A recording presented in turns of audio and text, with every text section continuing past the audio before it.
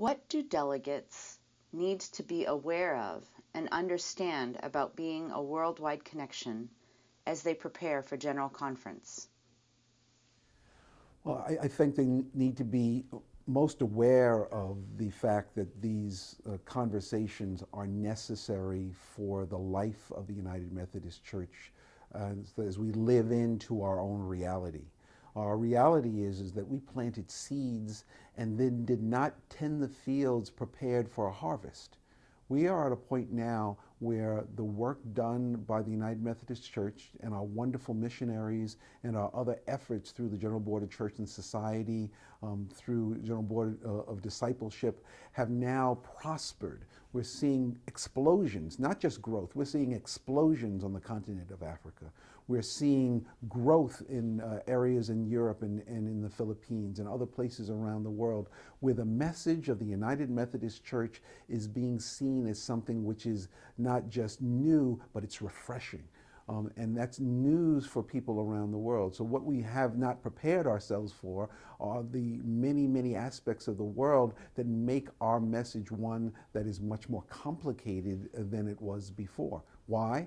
Because we don't have the legal issues that face us in the United States that face our brothers and sisters in Russia.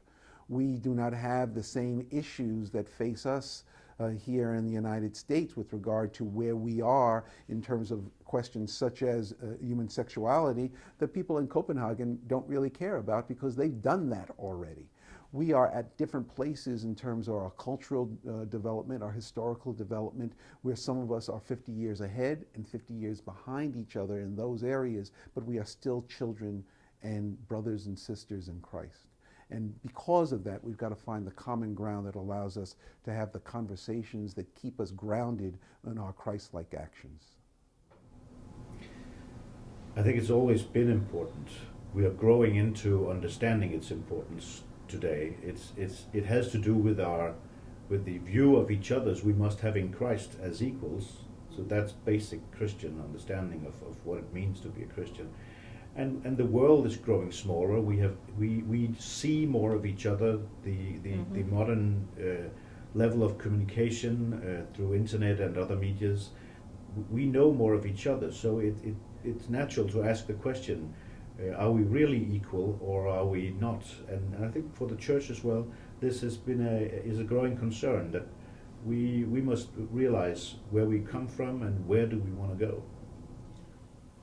Yeah, sometimes I find difficult to explain to my peers what are the benefits, or why are we United Methodists. And I think with this, if we move to toward this direction, it will be more easy. It will be easier to explain to people what's the United Methodist Church about, what keeps us together, what do we have in common, and have my own peers to take ownership of the United Methodist Church.